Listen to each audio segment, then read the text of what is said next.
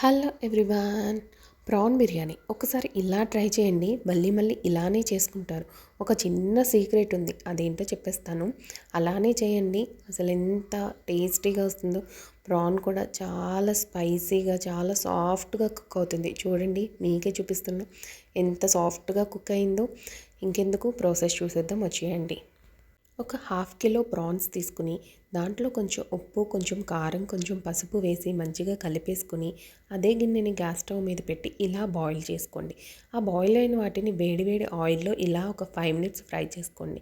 తర్వాత వాటిని బాయిల్ చేసుకున్న గిన్నెలోకి తీసుకొని అందులో మీ టేస్ట్కి సరిపడా సాల్ట్, 2 టేబుల్ స్పూన్ కారం వేసుకొని, కొంచెం పసుపు వేసుకొని, అందులోనే కొంచెం పెప్పర్ పౌడర్, కొంచెం బిర్యానీ మసాలా వేసుకుని, తర్వాత అందులోనే స్పైసెస్ కూడా యాడ్ చేసుకుని, అందులో కొంచెం పుదీనా, కొత్తిమీర వేసుకొని, తర్వాత అందులోనే కొంచెం నెయ్యి, 2 టేబుల్ స్పూన్ ఆయిల్, అలాగే ఫ్రైడ్ ఆనియన్స్ కూడా ఎక్కువగా వేసుకోవాలి. వేసుకుని వాటితో పాటు ఒక లెమన్ హాఫ్ కూడా అందులో పిండేసుకుని మొత్తం కూడా కలిసే విధంగా కలుపుకోవాలి. తర్వాత అందులోనే ఒక కప్పు వరకు పెరుగు కూడా వేసుకుని అది కూడా కలిసేంత వరకు మొత్తం కలుపుకోవాలి.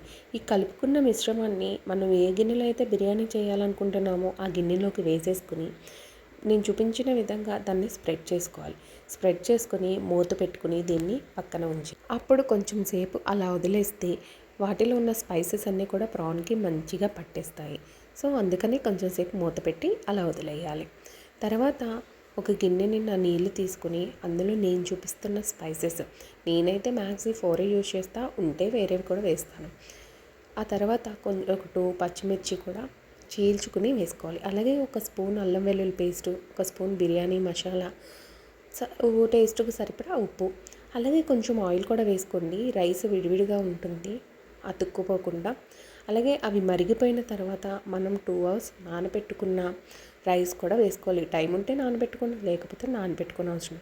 తర్వాత మనం రెడీ చేసి పెట్టుకున్న మిశ్రమం మీద 90% ఉడికిన ఈ రైస్ని ఇలా వేసుకుని స్ప్రెడ్ చేసుకుని దానిని కూడా మధ్యలో ఏమీ నేను వేయను, ఇంకా డైరెక్ట్ ఆ మిశ్రమం మీద ఈ రైస్ వేసేసి డైరెక్ట్గా పైన ఏమైనా ఉంటే వేస్తాను, లైక్ పుదీనా, కొత్తిమీర అలా ఏమైనా.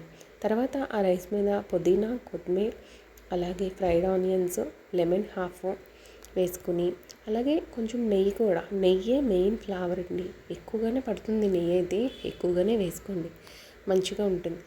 ఫుడ్ కలర్ ఇంకా మీ ఇష్టం, సాఫ్రాన్ కానీ ఫుడ్ కలర్ కానీ వేసుకోవచ్చు. అలాగే దానిపైన కొంచెం గరం మసాలా కూడా లైట్గా వేసుకోవాలి. వేసుకుని ఇది టైట్గా మూత పెట్టేసుకొని దానిపైన ఫుల్ గిన్నెతోటి వాటర్ పెట్టుకోవాలి. ఎందుకంటే ఆ బరువు వల్ల అందులో ఉన్న దమ్ కానీ స్మెల్ కానీ బయటికి పోకుండా ఉంటుంది, మొత్తం దానికే పడుతుంది. ఒక 20 మినిట్స్ పట్టాలి వదిలేయాలి. తర్వాత ఆ గిన్నె తీసేసి మూత తీసే చూసారా, స్మెల్లే సూపర్గా ఉందండి. ఆ రైస్ తీస్తుంటే పొడి పొడిగా మంచిగా వస్తుంది. అలాగే అడుగున ఫ్రాన్ కూడా మంచిగా కుక్ అయిపోతుంది. ఆల్రెడీ ఫ్రాన్ కుక్ అయిపోతుంది, టేస్ట్ బాగుంటుంది.